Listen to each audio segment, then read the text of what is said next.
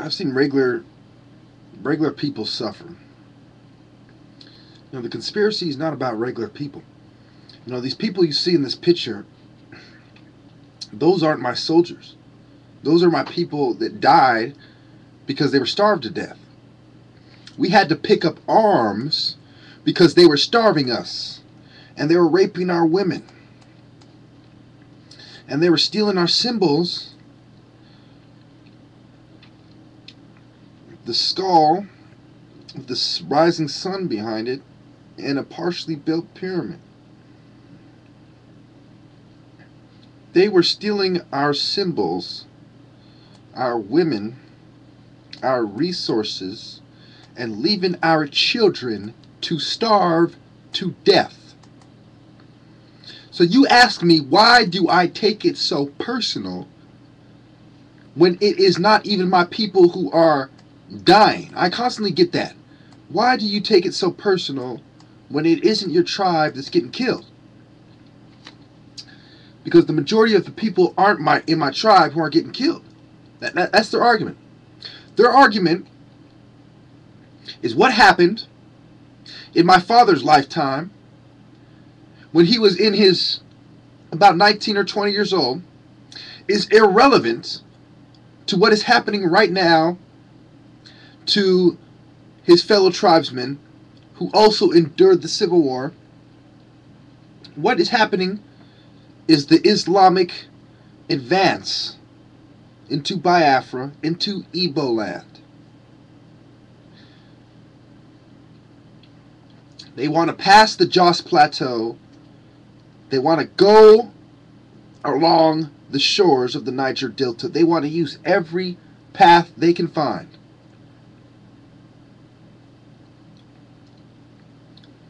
It starts with the north and the middle belt. It spreads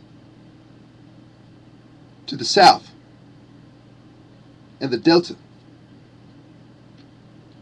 Either we get a fair share of the oil, or we will not be able to protect ourselves, much less feed our children. So you ask me why I demand my people get a fair share, why I say we should take up the Ijaz cause and the Istakiri's cause.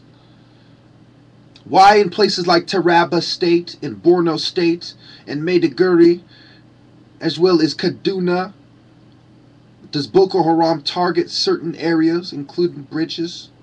It's called strategic strikes. And I can see what they are plotting even now. It's hazy, true, but I understand what is going on. God has not shown me everything, but He's shown me enough. He's shown me enough to realize that the only way we are going to survive is if we prepare like they are preparing, like they've been preparing. They've been preparing for hundreds of years, and it's coming to a head. Need I remind you of the similarities between these children and those of our own and our aunts and uncles? Need I remind you where the skull symbol comes from, and who is the Lion of Judah, and who stole our symbol and turned around and gave it back to us in the form of colonialism and the British Empire and the Roman Catholic Church? We went from the Nok, the Ibu Uku, Judah, Naphtali, Gad, and look where we are now. My friends, this is where we are now. The people of Africa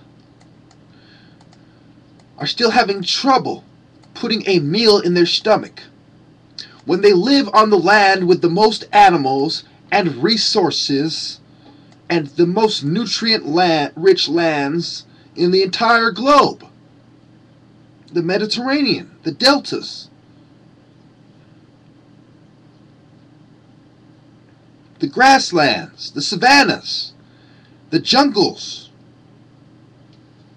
the forests. Everything from little weeds to dense jungle.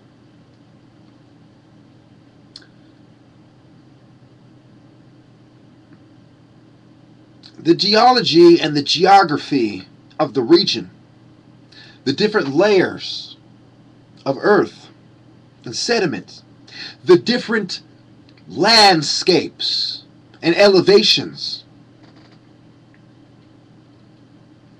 Understand where everything sits, why it's there, and who wants to steal it, and abuse the local inhabitants. This is what became of the righteous. They look at you with that look in their eye, like we deserve more. How did we end up being the have-nots when we built everything? These children look at you with that look in their eye, like this is not right, white man. I was born knowing this is not right. He was born knowing this is not right. He was born knowing. And when they grew up, the decision that was made was quite apparent, was quite clear. And the only thing that went wrong is we were betrayed by the Yorubas and lost the war. It goes back to the original conspirators, Ifa Juna, and double-crossed us, and broadcasts on radio stations. And the lack of a strong occupation on Yoruba land because they stabbed us in the back. We must not make the same mistake we made last time.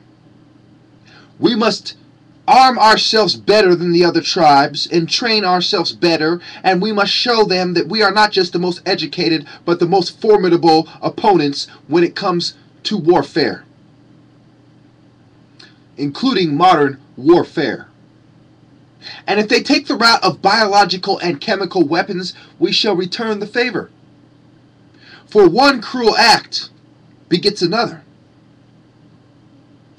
In the time of war, the rules of the Bible are thrown out. Did Moses worry about turning the other cheek when he attacked the Gentile tribes? And as well as the other Arabic and Semitic tribes in the deserts, like the Philistines, the sea people. Did Abraham worry about it when he rushed the gates of Sodom to free the subjugated peoples? Did Abraham not understand that if God did not find enough righteous people, that the whole place had to go? Did God not understand in Revelations better than you when he said, I will spare some, then the whole place got to go?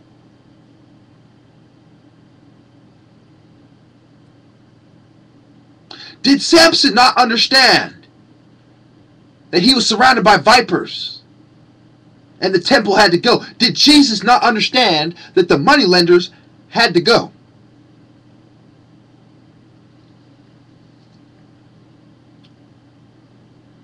My people, we have been persecuted by every empire in antiquity, from the Greeks to the Babylonians. Even the Phoenicians attempted to subjugate us and steal our knowledge. Our friends from Greece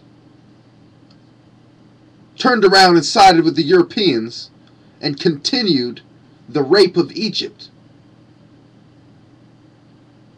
Our friends in Libya were a bunch of vipers who stabbed us in the back, who helped establish the Temple of Seti and bring in a new world order, as they did against Gaddafi. And it is not a coincidence that the weapons from Iraq are going to Syria, because CIA are recycling their terrorist weapons from one terrorist group to another, as to eliminate the paper trail and the weapons trail and take it away from the government and lead it to another group. Thank you.